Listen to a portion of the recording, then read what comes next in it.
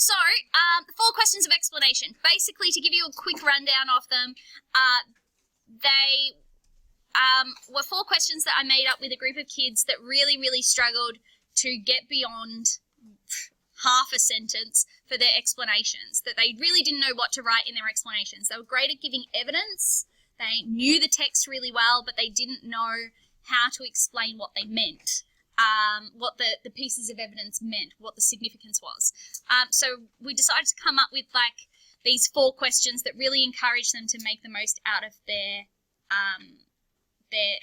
evidence that they had time to write down. Because they were also quite slow writers, and so they couldn't get a lot of evidence out, you know, and this kind of gave them the advantage of at least using what they could get out to the best advantage. So it's basically the acronym that they came up with was WHA. So what, how, author, relevant. That was how they were able to remember it. And basically the questions are, so you give your piece of evidence, and then you go to your explanation and you answer as many of these questions as you can. Sometimes you can't answer all 4 because they kind of overlap, but sometimes you can. It's fine. So first, what does the evidence show? How does it show it? So what about the evidence shows this? So if it shows that Jeff is a jerk, how does it show that Jeff is a jerk? What particular things are happening that make it seem like Jeff is a jerk? And then what is the author saying by showing this? So by showing that Jeff is a jerk, what's the author trying to say? That Jeff is somebody who we are not meant to like, whatever. And then how is this relevant to your argument? So how does this link in with the contention, with the argument that you're making? So if my argument was, you know, that we are supposed to sympathise with Jeff, then, and I'm trying to prove that no, we don't sympathise with Jeff, then I would be saying something like, this is relevant. Well, I wouldn't say this is relevant. This demonstrates that you know, Hitchcock does not want us to sympathise with the character of Jeff because he makes him so decidedly unlikable. Does that make sense? So they're quite useful questions because they'll really force you to draw out everything from your evidence and make use of what you've got. Because I'm really finding, and I don't know if you guys are finding this too, but at the moment their text knowledge is great, but you know, they're not spending the time on the explanations. They're giving me like 5 or 6 pieces of evidence, and I'm like, that's great, but you haven't actually explained any of them in any depth. And really, your explanation is where you get points in the exam. Evidence isn't really worth that much. It's your understanding of the evidence that's worth something. The evidence really isn't worth putting down unless you explain it. So I feel like something to remember with, you know, evidence is it's quality over quantity. You know, you're not going to get more points because you've got more quotes. You'll get more points if you give one really poignant quote and you really tear it to shreds about why it's so important. Okay? So that's the 4 questions of explanation. And what I was thinking was that we could pick a text construction question from the practice questions and then plan it out, and then maybe do one kind of like evidence explanation together and use these 4 questions to kind of show you how to use them. Yeah? So if I go to the question list, let's have a look. Rear window. Let's pick a question. Now, if you give me a good answer or contribute something worthwhile, I will throw something at you from the lolly bag. At the start of the year, there's always all of these like lost children that just seem to be like wandering around the campus. So it's a concern. You can pick between a lollipop, a highlighter, some Haribo, or a whistle. I don't know. There are also some very random things in there, like pens. Oh, there's like natural confectionery chews. You can choose. You can choose. All right, let's have a look. Practice topics. Bam. There they are. All right. Let's go with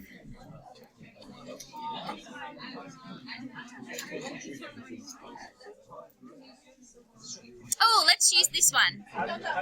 This one? Oh, perfect. Ah, very good, very good. All right. So this is the question that we are going to do. Feel free to follow along. I will send you this PowerPoint, but you're more than welcome to write it down as well if writing it down helps your brain. Whoa, okay, let's bring that down. If that helps you kind of process it, then please do that. We would like you to process it. I am going to email it to you, but if you want to write it down, you also can do that. You can take notes, you can do a little dance, whatever it is that you need. So the question that we're going to do is Hitchcock uses his cinematic style to explore the idea of social constructs.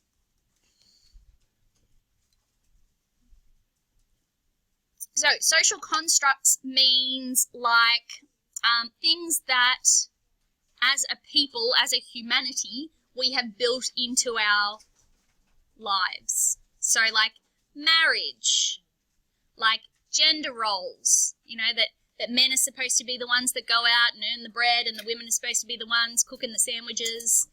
Cooking sandwiches? This is how good I am at cooking. I'm cooking sandwiches. I am such a great housewife. I'm such a great housewife. You can see why I'm married.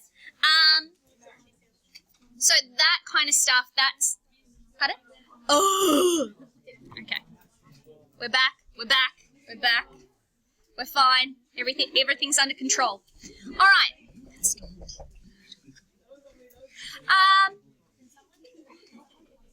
So that's the question about social constructs. And cinematic style refers to things that Hitchcock particularly does as a director, like things that are very, we refer to them as Hitchcockian elements. So he has like a very particular style of making a film. Can you name some of them? What kind of things are you're like, that is so Hitchcock? Yep. Good. He loves juxtaposition shots where he kind of shows us one person, shows us another, shows us one person, shows us another, so that we're kind of, you know, vibing off, okay, this is how both of these characters feel.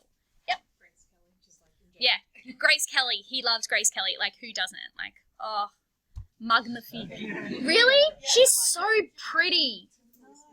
Oh. What's wrong with you? She's just like perfect. She's perfect. She's everything but what I want. Yeah, she's an actual princess. Right, yeah. Shh. Chloe's speaking. She'll say smart stuff. We need to listen. Good. He is kind of like the inventor of suspense in film. Okay? I'll just wait. Shh. Yeah, he's big on suspense, and he's big on this suspense that, like, you build, and you drop it. As in, like, nothing happens. And then you build it again, and then nothing happens. And then you build it again, and then nothing happens. And then you build it again, and then at that point we're like, is there something going to happen? Or is this going to be like another nothing drop? Or, oh, something really bad happens! And then we're really kind of G'd up with suspense, okay? So yeah, that's his vibe. Yep.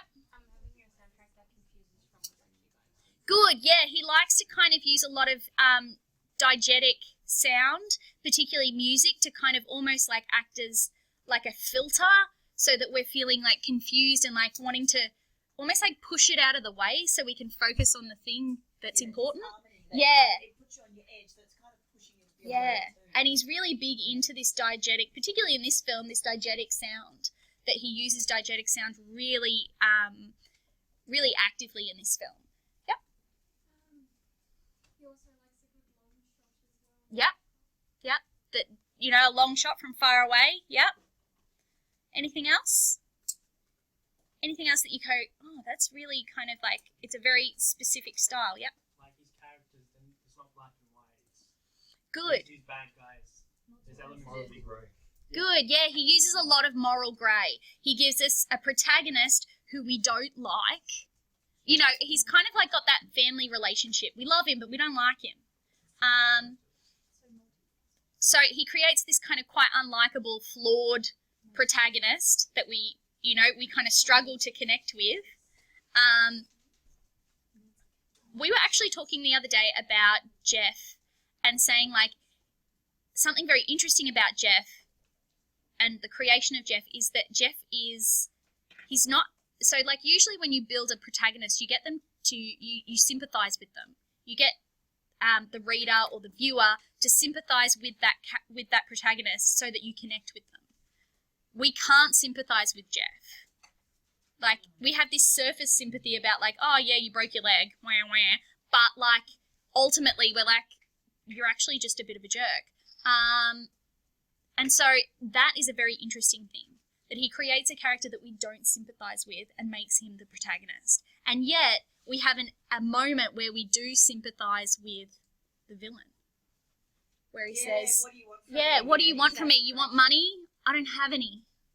You know, get her to bring the ring back. We hear him pleading and we kind of have this moment where we go, oh, that's tough. He's in a tough spot. So, and like, we have seen him being berated by this wife, you know, for their whole marriage kind of thing, the whole display of the marriage. We understand why he's murdered her, because she seems like a bit of a bitch.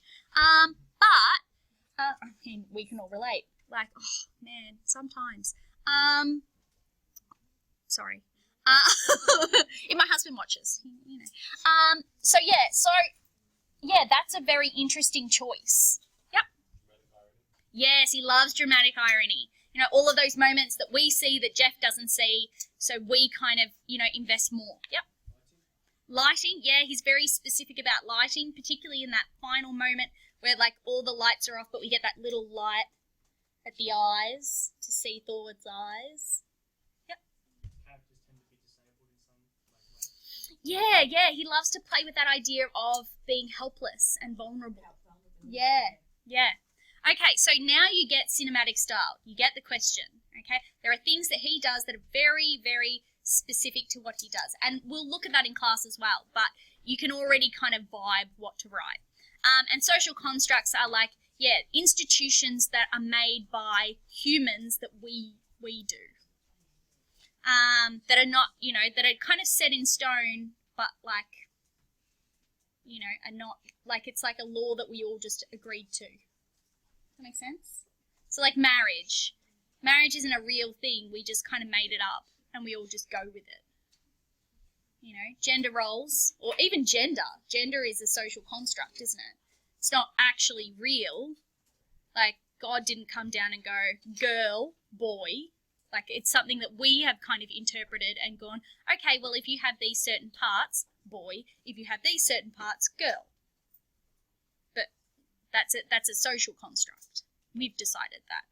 We could have based gender on hair. It would have. We would have had way more genders. So yeah, interesting. So let's. Oh, damn it. Yeah, you're welcome. You're welcome. That's what happens when you study things like sociology and stuff. Yeah. Just think. I'm going too deep, baby. Yeah, I know. Sorry, I shouldn't have mentioned that idea. All right. So let's talk about keywords, because that's what we do. What are the key terms that I really need to focus on, that I need to kind of keep bringing up? Cinematic style, that phrase, cinematic style, is going to be something I'm going to have to harp on about quite a lot. What else? Constructs, good, yeah. Whip, whip, whip, whip, whip. Yes, my love. Explore, yeah. So, like, it's saying that I can take this where I need to. Explore means take this where you need it to go. If you want to talk about marriage, go ahead. If you want to talk about gender roles, go ahead. It's, yeah, same with that word discuss. It's kind of going, we want you to flesh out and come up with, like, you know, little, I guess, hypotheses or theses about these ideas. Okay? So, capiche? We happy? I mean, we're not. We're in year 12. But, you know, we're doing the best with what we've been given. You know? And we're just powering through it. All right. So, let's talk about it. So there's one of two ways that I could structure this. Ladies, gents, there's one of two ways I could structure this. I would probably suggest structuring through social constructs, picking 3 different social constructs that I want to explore, and then being able to talk about lots of different cinematic styles or cinematic techniques that he uses, cinematic things that he does, to be able to cover it. Because that way I've kind of got more room to show my knowledge. Yep.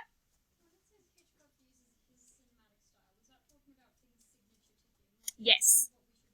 Yeah. So that he has a particular style of film. Yeah. So it wants you to kind of acknowledge that it's not just, if you just kind of go, oh, he uses camera angles. It's like, well, all directors use camera angles. There are particular camera angles that are very, like, Hitchcockian, you know, that he really uses. So, yeah.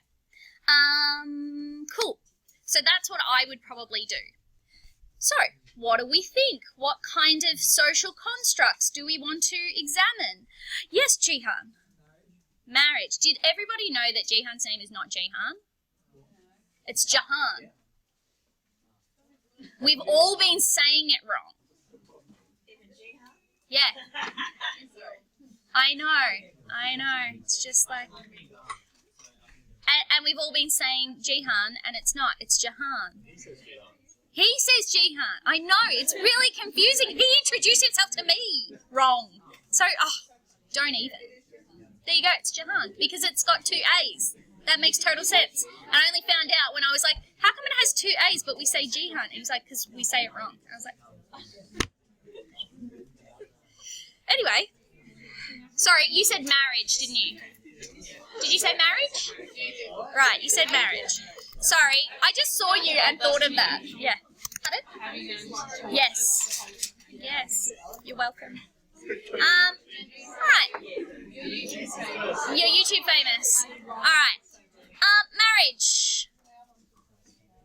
What other what other social constructs would you like to explore? Mariam.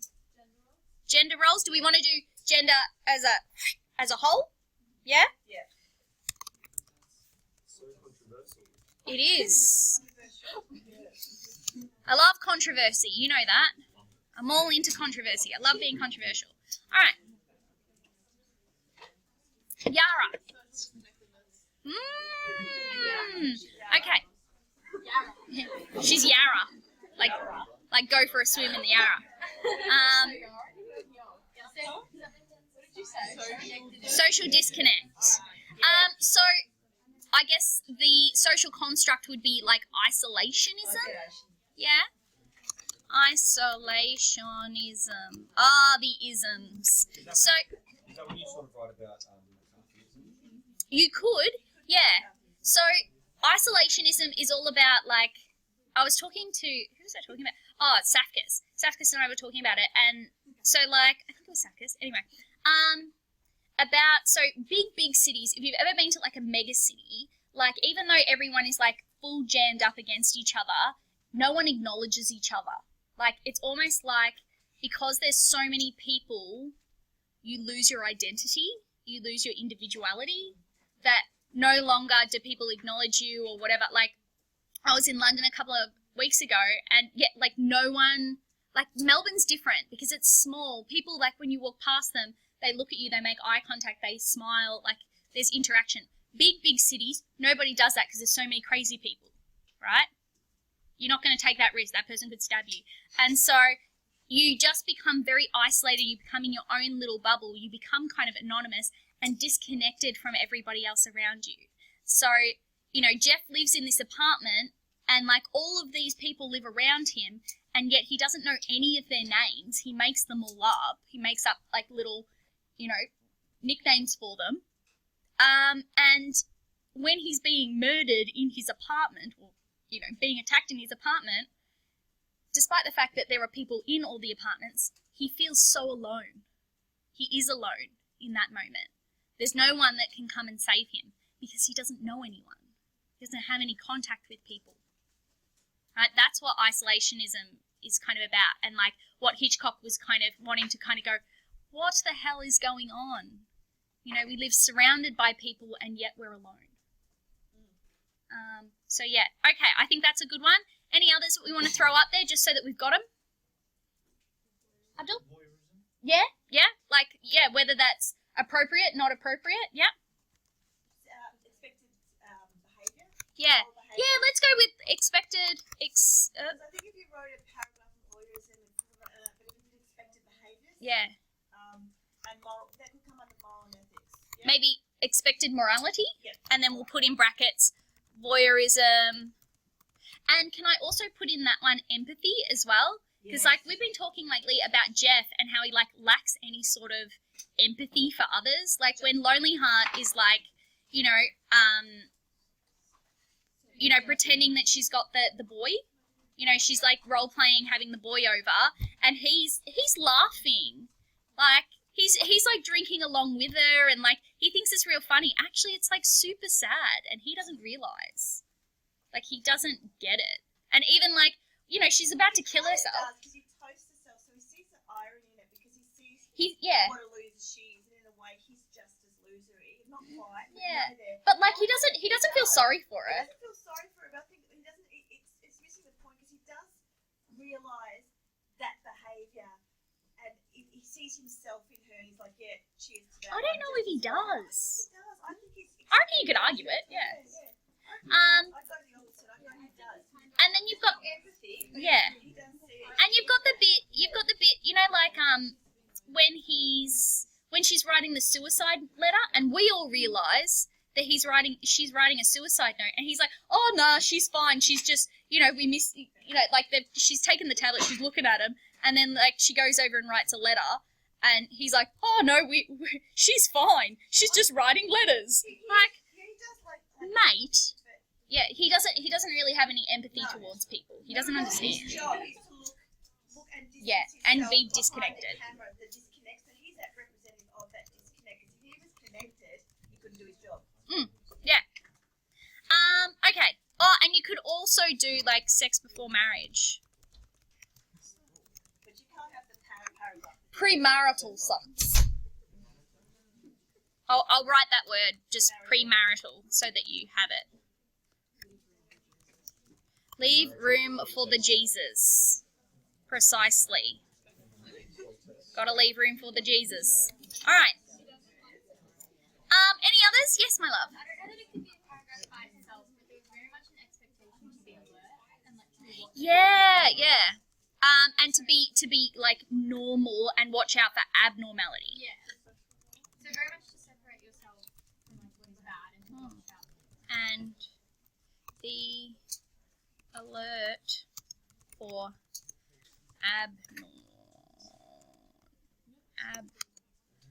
abnormality. Yeah, love that. Can't breathe. Yeah. Because then you could tie in stuff about McCarthyism if you wanted to talk about it. That idea of like being normal. Yeah, what is normal? Yeah, and frankly, would we class Jeff as normal? No. He's like so abnormal. Yeah. It's almost hinting at that element of homosexuality, that taboo touching. Could be. It's not normal. I'm sure we could find someone out there writing it. Alright, so we've got a whole bunch of different ones, and all of these could work. There's no right or wrong. That's the good thing about English, as long as you can justify your response. So I'd probably go that the easiest ones to do would be the top 3. That doesn't mean they're the best ones to do. That doesn't mean you shouldn't try the other ones. I would even put in a vote for try one of the other ones because it's a little trickier and you might actually come out with something very interesting and thus do quite well out of it. You know, particularly when you're talking about the exam. On the exam, I guess, fortune favours the brave a little bit. Like if you pick something, if you talk about something that's a little left of centre, if you do it well, you can do quite well out of it because they read so much of the same shit. Like, so if they stumble upon something that they're like, oh, I haven't thought about it like that, or not many people have thought about it like that, that's really cool. You know, that's kind of how English works. Remember, they just give you a score out of 10. So, like, anything that can pique their interest is a good thing. So, marriage. Cinematic styles, things that he does. Now, pretty much, we talked about this last aim, but to re-establish, text construction is anything that is deliberately done by the author or the director, which basically is everything in a film. Like, if you think about it, everything in a film is deliberately done. Set, props, makeup, actor choice, the way lines are delivered, everything in that thing is text construction. You just have to talk about it like it's a deliberate decision. Okay? So, let's talk about it. Marriage, cinematic style. So things that Hitchcock does, particularly in his style of making film, we came up with a whole list of them before, that helps us kind of explore the idea of marriage. Yep. So you said juxtaposition before. When he's on the phone call with his editor, it juxtaposes against the scene of Thorwald and his wife in the apartment. Magnifique. Yeah. Magnifique.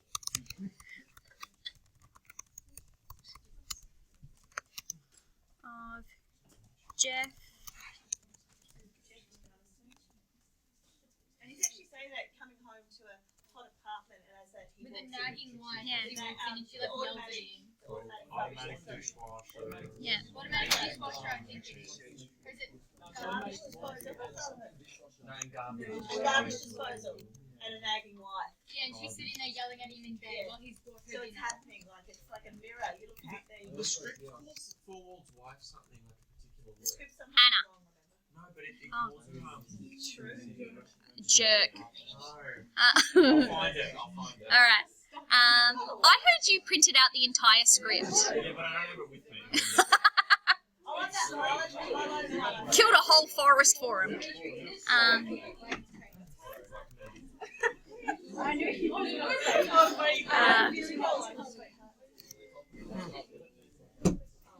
Bit of a late reaction, that's right.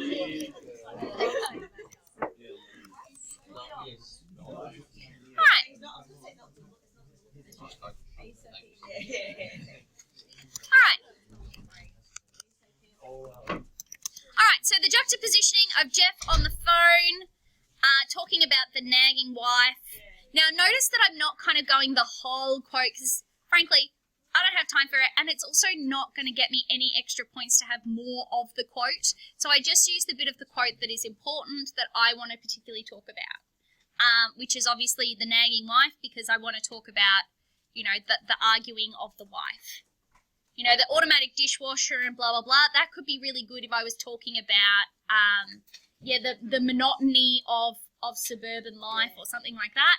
But I don't need that. I need the thing about the nagging wife, so I just used that bit of the quote. Okay?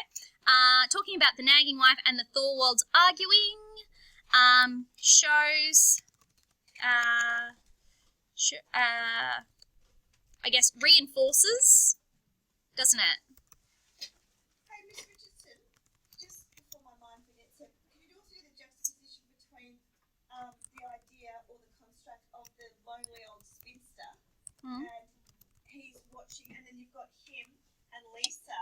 He turns to leave Lisa as then the lonely old spinster juxtaposed with the actual dinner for one old spinster.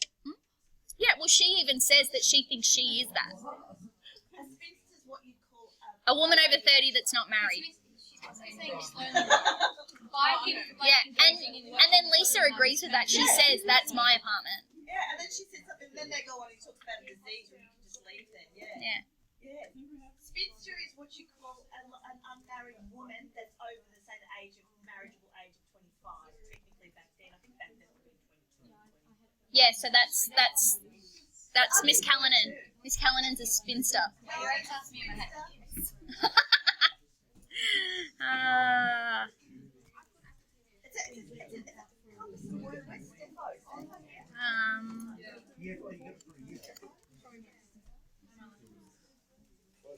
I've not said anything.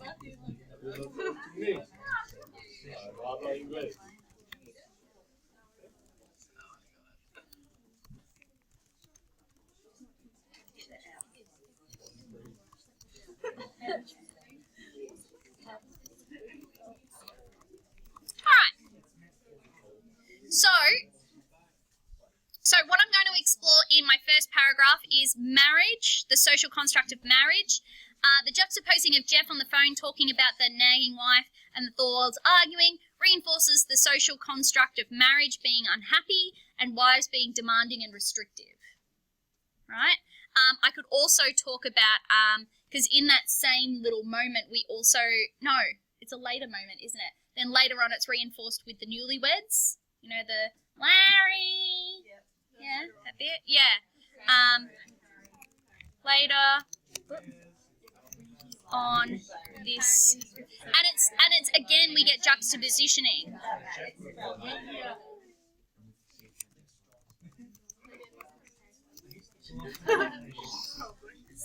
That's the real question of the movie.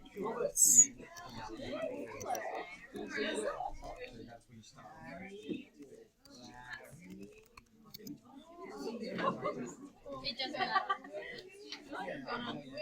Oh my god, It's really hard like having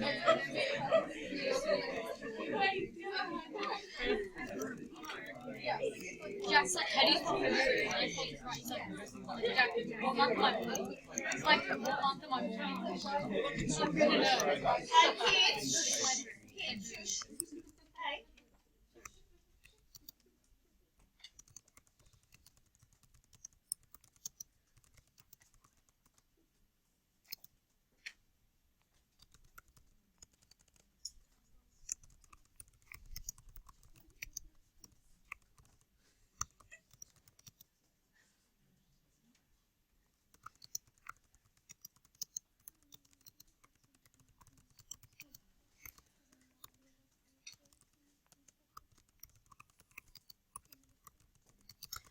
So, later on, this happens again with the newlyweds being juxtaposed with a shot of Lisa and Jeff. So Lisa and Jeff have this kind of little like tete-a-tete that's quite, quite nice. And she leaves the shot. And then Jeff looks over, and therefore it juxtaposes that shot of Lisa and Jeff with a shot of Larry getting, nagged at by his wife. And it's supposed to be like a warning. He sees it as like a warning of, this is what happens when you get in too deep with a woman. You get married to him and then which is accurate. It's accurate, yeah. Lisa also says the musician's song sounds unfinished. Good, yeah. Well, that must might That's why he's having so much trouble with it? Yeah.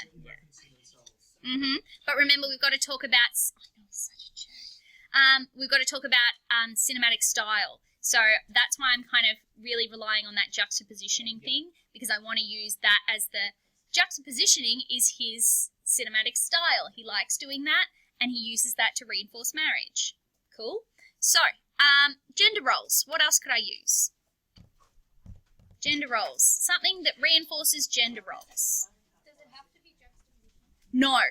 In fact, I would encourage it not to be, because I want to show that I have more understanding of his style. Yep. If you wanted to go with the suspense angle, there's this scene where I think Lisa is like over Jeff, and it's like this looming shadow above her. Yeah, the first time we meet, And that's, it's just yeah. a very different power imbalance to what you would imagine a normal situation would be. Good. So,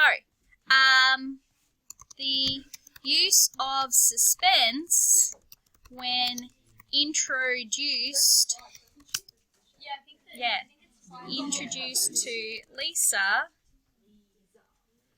Lisa. I really dislike him. The more I watch this film, the more I dislike him too. And so it's like the 4th year of us doing it, and now I just hate him. Such an unhealthy relationship.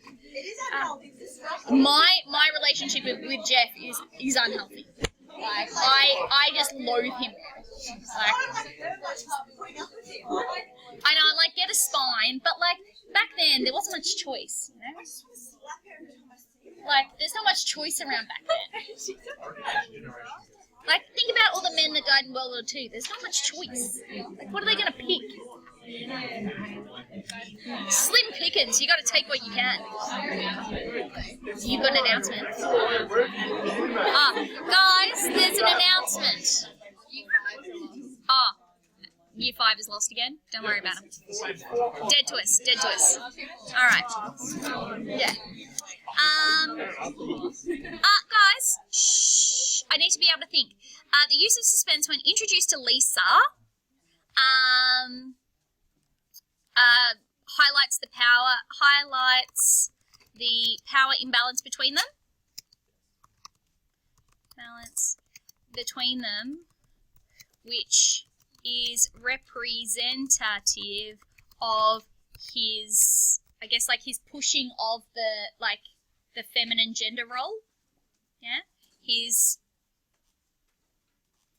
Help me. I'm just making movements. What are you doing? Like he's like He's like progressive. He's pushing the gender role. Like he's Pushing the boundary. expanding, The boundaries. breaking free of. Breaking the glass. I should just write essays like through interpretive dance. Subverting. Good. Okay. Thank you. Welcome. But he came through with the goods, and that's why he's my screensaver.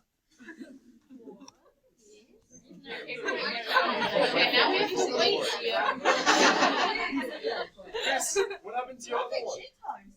I know, right? It's such a nice photo of him. Cute. Oh yeah, I did used to have Tawanthia, and then before that I had Menashe, like through his childhood. Yeah, Menashe through his childhood. Yeah, but now I have Dan, and I'm happy. All right. Alright.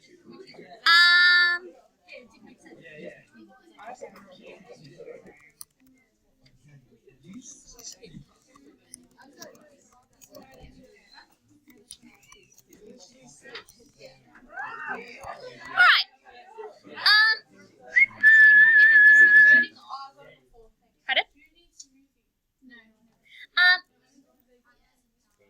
Ladies, gentlemen, so we've got the use of suspense when introduced to Lisa highlights the power imbalance between them, which is representative of Hitchcock, subverting the expected gender role forced upon women in this time. Anything else that we could use for suspense? Oh, I've got one. Oh no, sorry, go. Lisa's scouting the walls. Great minds think like me. You could add, so we've got the suspense build on that, and we go, oh, she's so brave, but then at the same time, we have shots of Jeff, and we get these close-ups of Jeff's face, and he's just like, oh, I'm so scared and vulnerable and emasculated. Yeah? So we could talk about both of those. Love, love, love. Okay. In the wall scaling scene. Yeah, well, because you've got. Oh, okay. We have Lisa. We feel suspense for Lisa climbing the fire escape,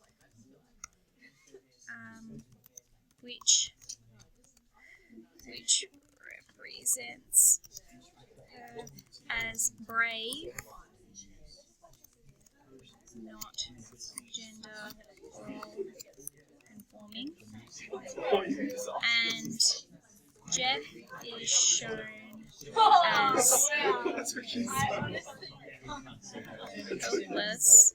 and vulnerable in his fear.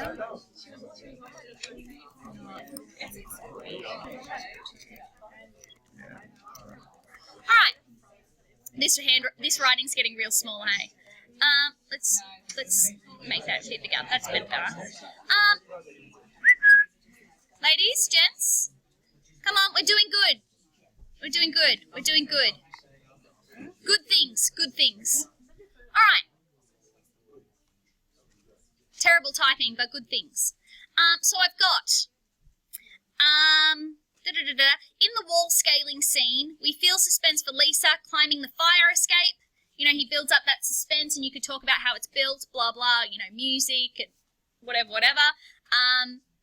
Which represents her being brave, which is obviously non-gender role conforming. You know, women are not meant to be brave and adventurous. Women are supposed to be demure and helpless. And we're supposed to be rescued, but she's not like that. And then you could, again, bring in juxtaposition, and then that is juxtaposed with the suspense, the elements of suspense that are built through Jeff's fear, and we get shots of him feeling fearful, which present him as, like, helpless and vulnerable, which, again, is a non-gender, like, is as a, you know, not conforming to his gender role of, you know, the man is supposed to be this stoic, you know, yeah, this stoic, brave kind of guy. But, yeah. For who? A little bit. I know, right? I mean, sometimes you just snap. He didn't make her really cute dinner with the flowers. Like, threw the Oh, flowers. what a jerk. I know, I agree. The throwing of the flower is crap. Right, hang on. Miriam's got a question, a statement, a question, a thing. Shh. Lisa, shush. Sorry. Yeah, definitely. Yeah, well, I wanted to continue using the suspense thing because we needed to do the cinematic style stuff. So I wanted to kind of keep going with the suspense. But you could definitely go, like, costume and talk about costume and say, like, he likes to use costume as almost like a metaphor.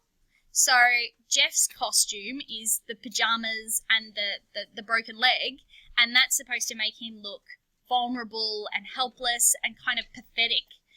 Whereas you have somebody like Lisa, who's, you know, he uses that to kind of conform to her gender, but like conform to her gender, but show that she's more than her gender, in that she does all of these adventurous things. Ooh.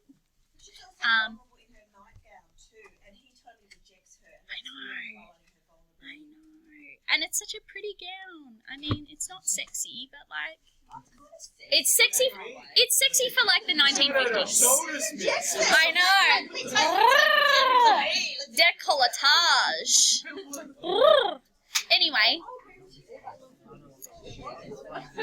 ladies, gents, Chloe's got something. Is it for isolationism?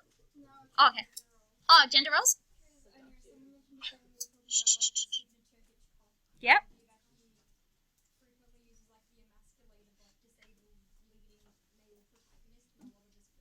Good. Yeah. Yeah.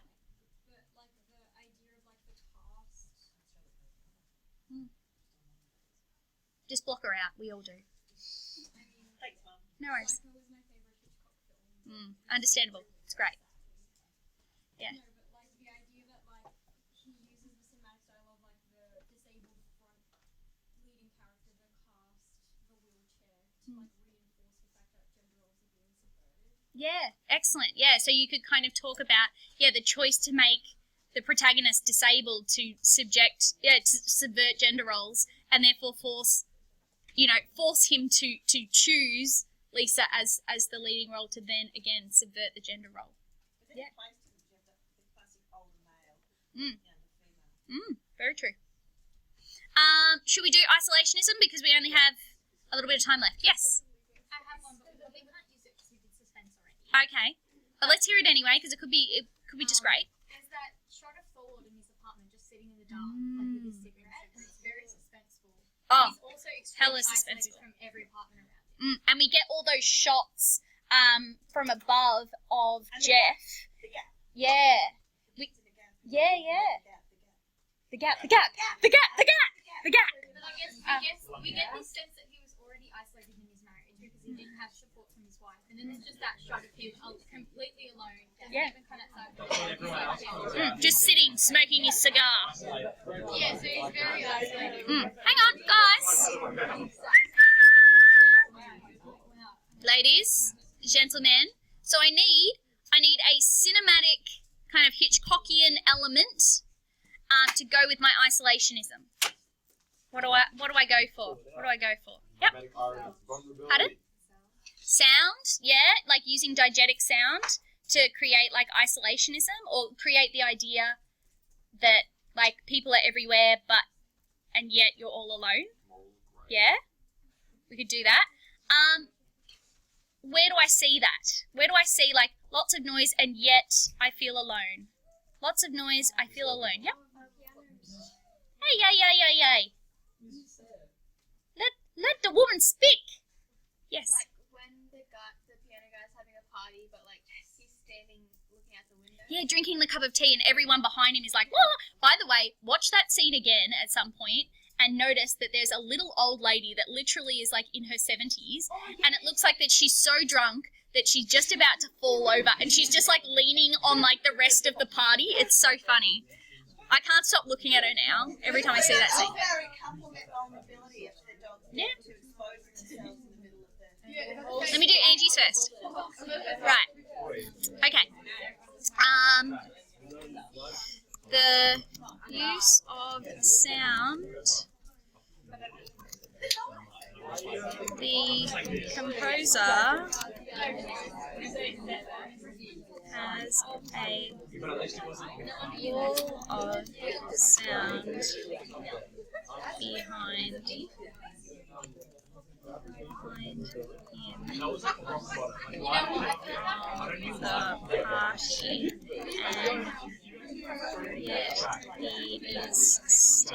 wall of sound behind him from the party, and yet he is standing alone drinking a cup of tea. The sound is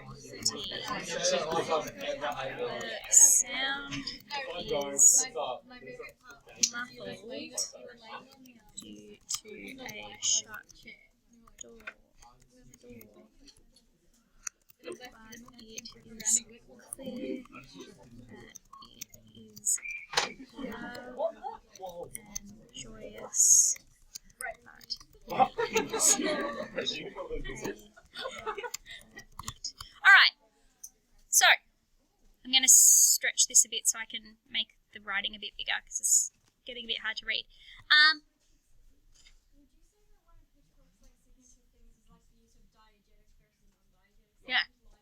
Yeah, definitely. So I've said, isolationism, the use of sound. The composer has a wall of sound behind him from the party. When we get that shot, we kind of hear that there's this wall of sound behind him from the party, and yet he is standing alone drinking a cup of tea. The sound is muffled due to a shut door. Like, we can't hear the music like we're in it. We hear it like it's muffled, but it's clear that it is loud and joyous, but he is not a part of it. He's by himself. And so we're supposed to kind of see a visualization of being alone in a crowd by the use of that sound, okay? I'll just write next to it. Represents being alone in a crowd, like everyone in a big city. Alright, yes. This might be completely off, but Yeah, could you say I wanna hear it. Like, that's the same thing where the dog gets killed and like the pet owners give a speech. Could you say how it's so loud and joyous, but all of a sudden it's like there's a squeal and that everything goes silent. Goes silent, good. So it shows the importance of the speech.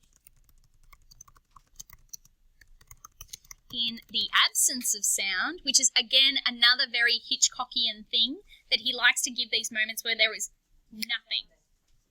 And then we go, oh my goodness. Yeah, or like the bit where Lisa goes, you know, I'm not coming back, not till tomorrow night. And it's like, oh man, you've ruined it. Yeah, you ruined it. But she closes the door and then it's quiet. And he's like, oh, this is what it feels like to be alone. Like, and then he's like, I just spy on everybody because I'm a weirdo. Yeah. All right. Moreover, this is shown in the pet owner's scene when she screams. There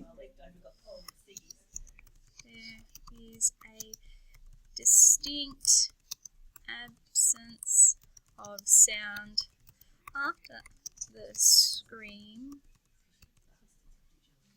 which shows that at moments of crisis, these people are ultimately alone. Alright, so I've said, moreover, this is shown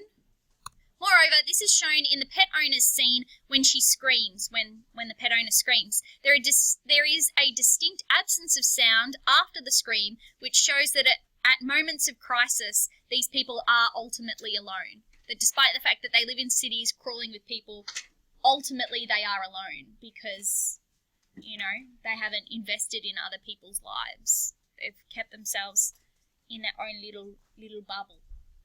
You say that they all unite when like something big happens, like was that the ending scene when he gets Yeah, I think they do. I think they unite for momentarily, but then ultimately it means nothing. They go back to their own lives. It's like such a what do you call it? Like a token. It's such a tokenistic thing. It's not like legitimate. You could talk about, I don't know, maybe it's a long road to draw, but when Lonely Heart is going to off herself, and she hears the music, you could talk about how it uses diegetic science to show that can bring a community. It can bring people together, yeah. Lisa stops too, and even Tom. Yeah. Stops with the music. They're like, Yeah, they go, oh, Sound as a, yeah, as a uniting force as well, yeah. Yeah. Yeah. So, you've got 3 excellent paragraphs there. You've got 2 other paragraphs that you could explore and go further with, if you so desired. What I would really love to see people do is to take this, write it, and use those 4 questions. Have a go at using them. I think you really have to, like, have them there and consciously try and use them, and they become kind of habit.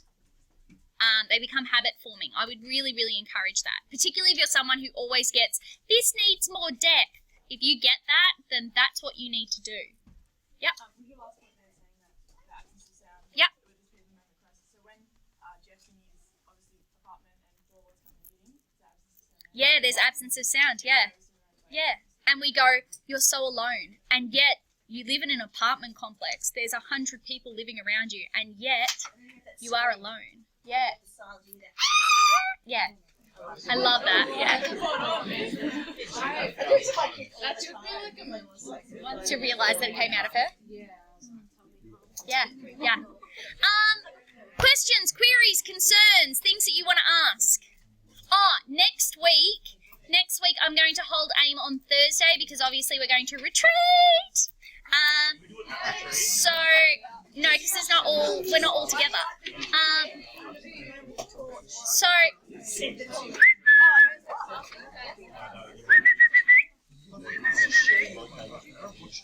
no, you know that whistle? That's her whistle. Right. Ladies, gents, so we will hold our next AIM on Thursday. It's been a pleasure. Enjoy yourself. If you borrowed chairs from other classrooms, can you please return them so I don't have to? And just put the chairs and tables in some sort of orderly fashion so I don't have to do it.